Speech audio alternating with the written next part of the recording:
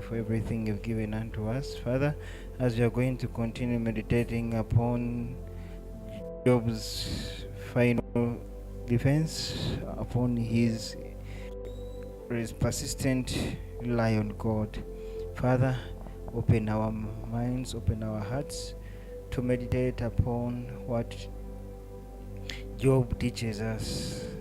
Endurance in harsh conditions, that we may lose everything on earth but gain prosperity, gain glory, gain victory in heaven. Father of mercy, have pardon and mercy upon us for the many iniquities we may be unworthy to be your children, but your God of love, your God of compassion, have mercy and pity upon your servant. Amen. Chapter 31 tells us, I made a covenant with my eyes not to look lustfully at a young woman. For what is our lot from God above, our heritage from the Almighty on high? Is it not ruin for the wicked, disaster for those who do wrong? Does he not see my ways and count my every step? If I have walked with a falsehood, or my foot has hurried after a deceitful or a deceit, let God weigh me in the honest scales, and he will know that I am blameless. If my steps have turned from the path, if my heart has been led by my eyes, or if my hands have been defiled, then may others eat what I have sown, and may my crops be uprooted. If my heart has been enticed by a woman, or if I have lacked at my neighbor's door, then may my wife grind another man's grain, and may other men sleep with her. For what would have been wicked, a sin to be judged? It is a fire that burns to destruction. It would have uprooted my harvest. If I have denied justice to any of my servants, whether male or female, when they had a grievance against me, what will I do when God confronts me? What will I answer when called to account? Did not he who made me in the womb make them? Did not the same one from us both within our mothers?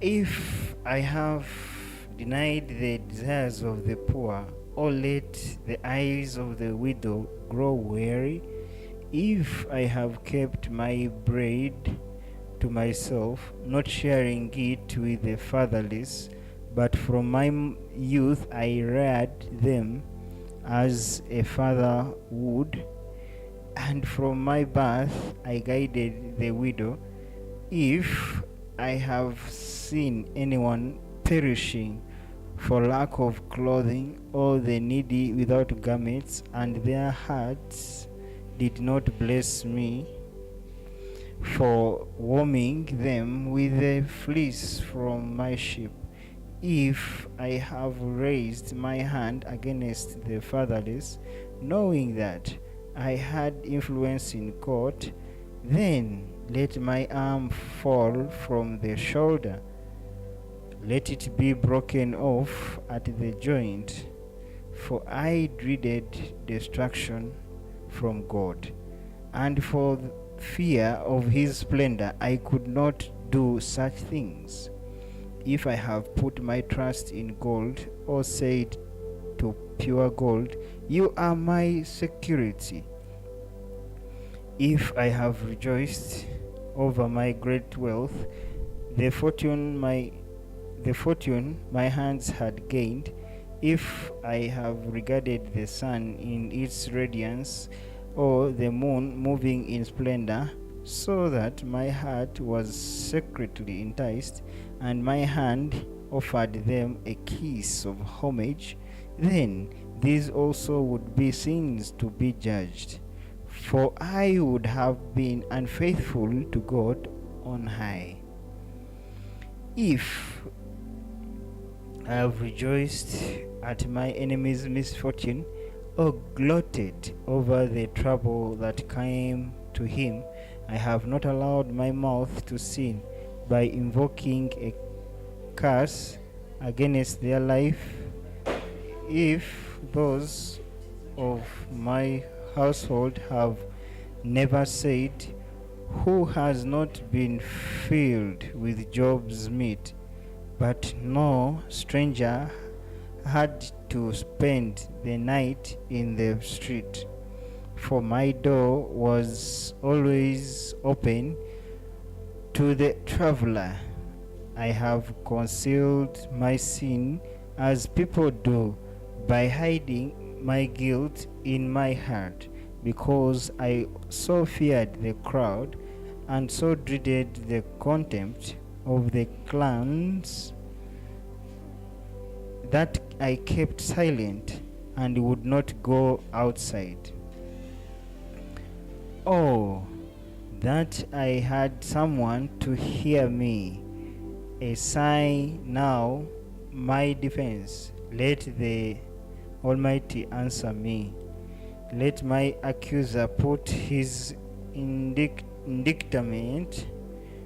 in writing. Surely I would wear it on my shoulder. I would put it on like crown. I would give him an account of my every step. I would present it to him as to the ruler. If my land cries out against me, and all its furrows are wet with tears, if I have devoured its yield without payment, or broken the spirit of its tenants, then let the barriers come up instead of wheat, and stinkweed instead of barley. The words of Job are ended.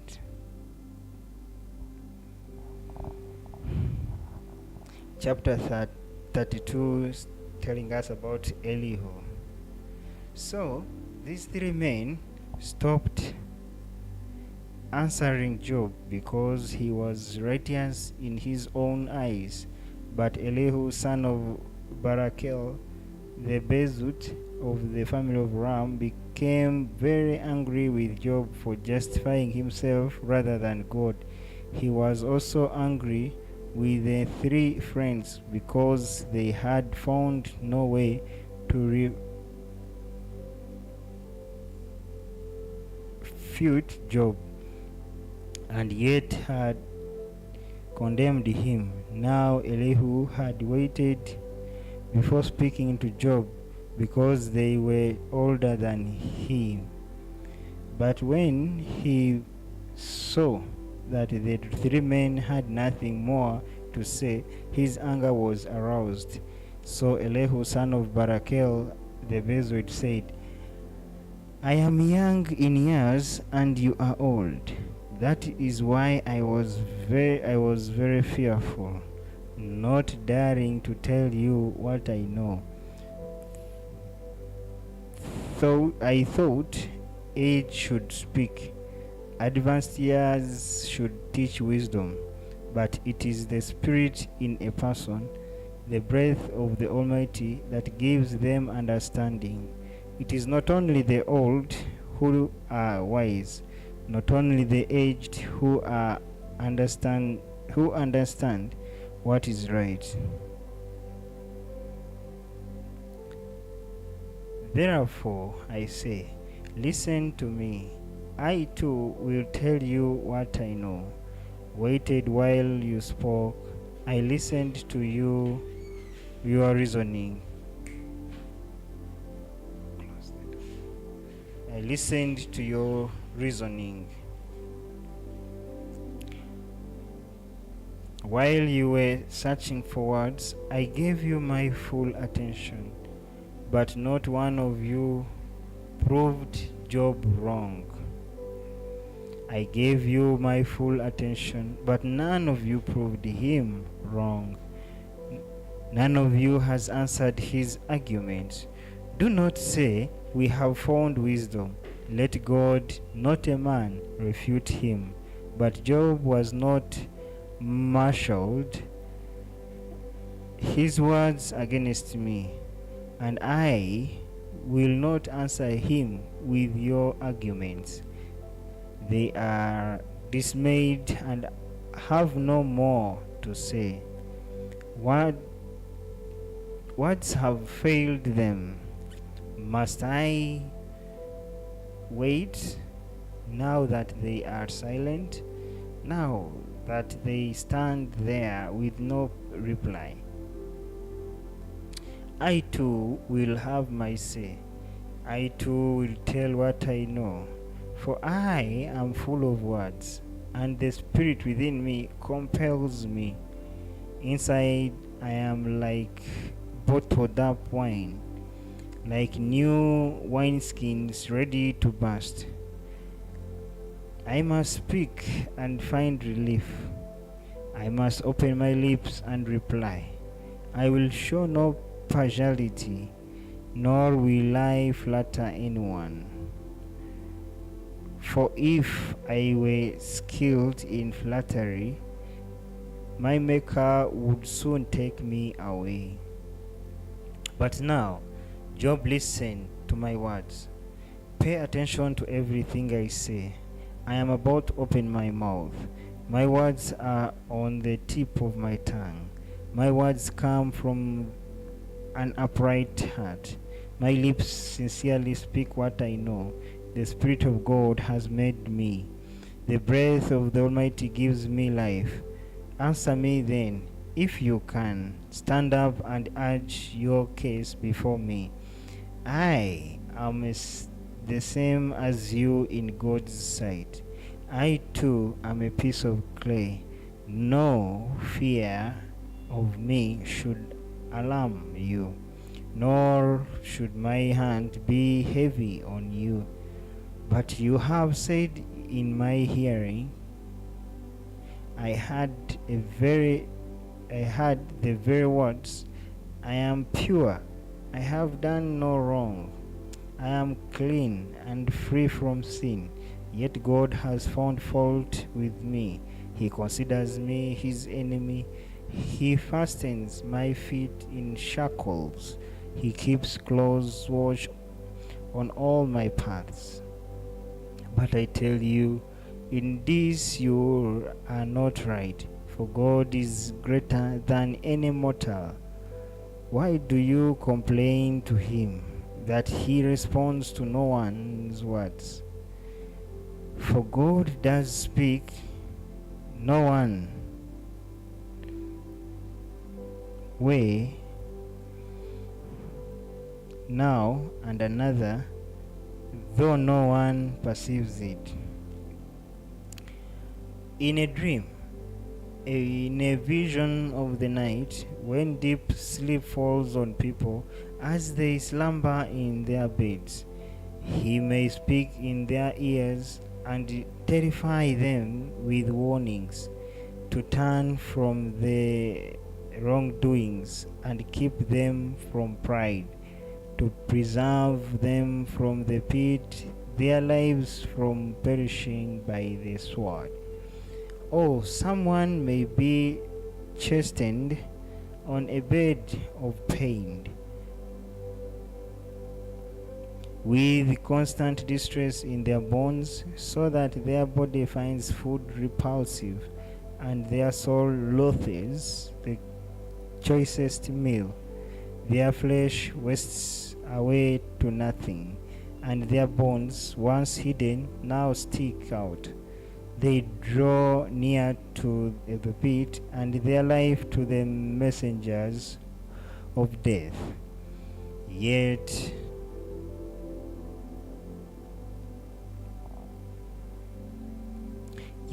if there is an angel at their side, a messenger, one out of the 1,000 sent to all of them, how to be upright, and he is gracious to the person and says to God, spare them from going down to the pit.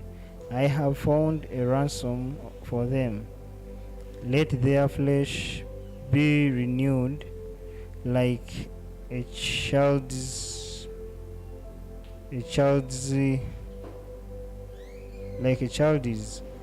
Let them be restored as in the days of their youth.